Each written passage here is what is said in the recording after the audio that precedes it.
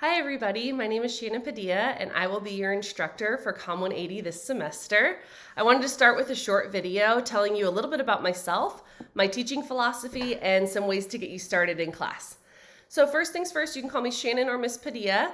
I've been teaching at DVC full-time for about 15 years now, and I teach a variety of classes. I teach this class, Comm 180, and then I teach public speaking, and I also teach persuasion and critical thinking. In terms of your class, Comm 180, I've taught it in the fall, I've taught it in the spring, I've taught it in the summer, I've taught it in 16 weeks, 12 weeks, 9 weeks, and 6 weeks. So I feel pretty well versed in teaching this course and all different types of deadlines and timelines.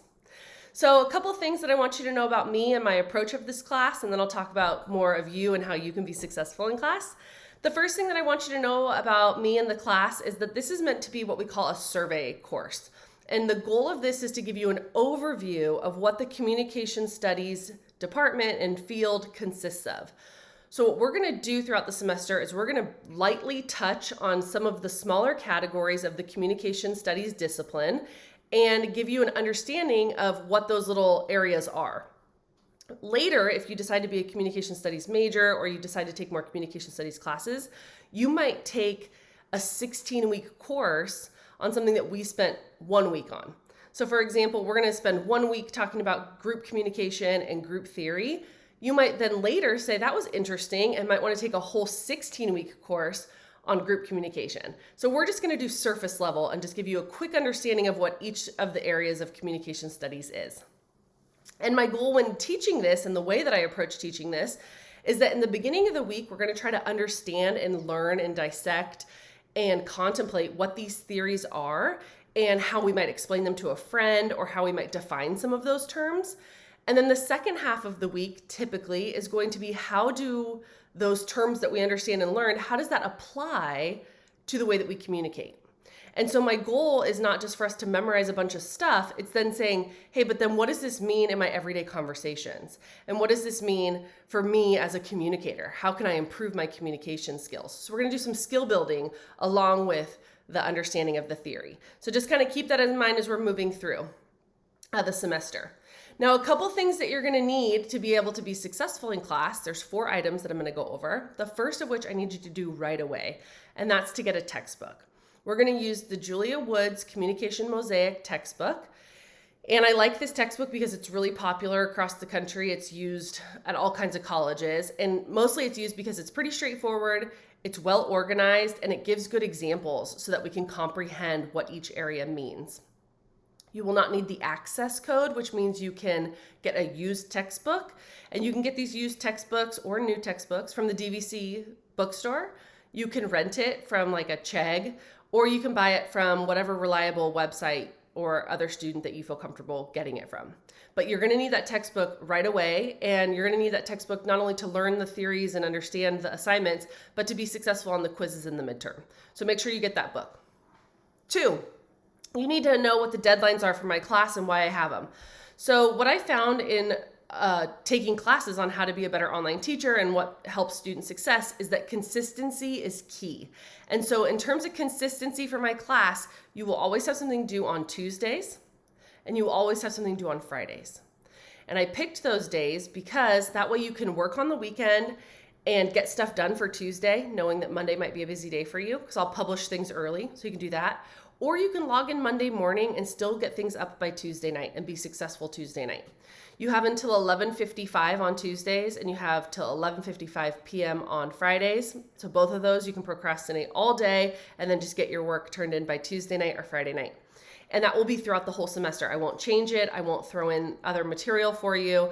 That's just always going to be the deadline. So when you think of my class, think of I have something due Tuesday and I have something due Friday. And then as mentioned, I will publish those modules a week or so ahead of time so that if you want to get ahead, you can, but you're not going to move too far ahead where the work becomes overwhelming and your to-do list is forever long. So keep that in mind in terms of deadlines. The third thing you're going to need to be successful in class is obviously an understanding of how Canvas works. You found this video, so you're on the right track. But the main thing I want to point out in terms of Canvas is that it's great for students because it generates to-do list items for students, and I like that. But the downfall of that is that for my class, you can't just work off that to-do list. For my class, what I want you to do is each week when you go into Canvas, open week 1, for example. Look at everything I have listed in week 1, because there's a bunch of documents in there that will not show up on your to-do list, but they will be helpful for you to complete the assignments. Especially as we move into some of the larger theories, I'll have videos that won't pop up on our to-do list, but the video will explain how to complete the to-do list, right? So open up the whole module, look at everything in there, and then you can start checking off items from the to-do list. We're going to use you're going to see the syllabus under course information. Take a look at that. It talks about how to contact me, my ability to work with DSS services, late policies, extra credit policies, things you might want to know. So just take a quick look at the syllabus. And then the discussion board we're going to use really frequently. And I get a big range of student responses on the discussion board. Some students love it and think it builds community and it's awesome. And other students are like, it's too much and I don't like it. Either way, the reason I use the discussion board is because it's similar to if we were in class. I would say, what do we all think of this? How do we feel about that? How do we understand that or explain that in your own terms? And the only way to do that is on the discussion board with an online class. We're also going to do quizzes on Canvas. And so all your quizzes will be through Canvas. The one thing to know about the quizzes is I will never allow makeup quizzes for any reason. Same with the midterm and the final. Anything multiple choice, the deadline is the deadline, and I will not reopen it. I had a couple students cheating and it was an issue. So from now on, I just don't allow any late stuff there. So just make sure, even if you have to guess because you didn't have time to study ahead of time or look up the answers individually, you have to get that in on time. And then in terms of your time limits for that, for quizzes, there's no rush because I give you as much time as the system allows me to, and you can just take your time looking up every single answer. My goal is not to see how quickly you can regurgitate the information, it's that you actually go and look up the information and know what the answer is. So that's in terms of Canvas and the quizzes and the discussion board and the syllabus and things that you'll need to know. And then the last thing that I need from you, the student, is to be willing to communicate with me, be willing to work with me. There's going to be things that come up in an online class. We're going to have problems. There's going to be struggles. There's going to be internet issues. I've heard it all. I need you to be responsible to reach out to me when those things happen.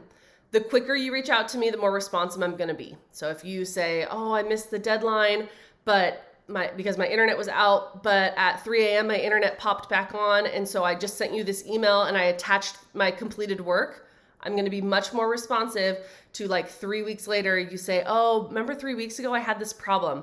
Then I'm going to have a harder time trying to work with you through that. So the sooner you can reach out to me, the better. Don't hesitate. Just ask the questions you have. Let me know what you need, and then I can hopefully work with you in a quick manner and get it fixed. The other thing is that if you don't understand something, I need you to let me know. Hey, I don't understand what you're asking me to do here. Or I don't understand this example. Can you explain it? That's what I'm here for, right? My job is to explain it. So please make sure that you reach out if you need to. And if I don't hear from you, the only assumption I can make is that things are going well. So I'm going to assume things are good unless you tell me otherwise. So let me know, be sure to reach out, and then I will always get back to you with some type of response. It might not always be the response you want, but I will always get back to you. All right, and those are the 4 things that you need to get started to be successful in class. And what I'm hoping from this video that you're gathering is who I am, what we're going to learn in this semester, what you're going to get out of the class, and then what you need right away to be successful. As you move forward, you're going to see you have a couple small assignments in week 1 to get us help us to get to know you. I want you to put up a picture of yourself on Canvas so I can see who everyone is. And then you're going to do a short video, much shorter than mine, in terms of introducing yourself to the class so we can get to know each other. Throughout the semester, I always approach my teaching with the fact that I want you to learn from me, but I also always hope to learn from my students. So please continue to let me know a little bit about yourself and how we can learn throughout the semester, and I'm really looking forward to it. If you have any individual questions, reach out. Otherwise, you'll see a video from me next week or the week after, and just start going on those assignments. Thank you.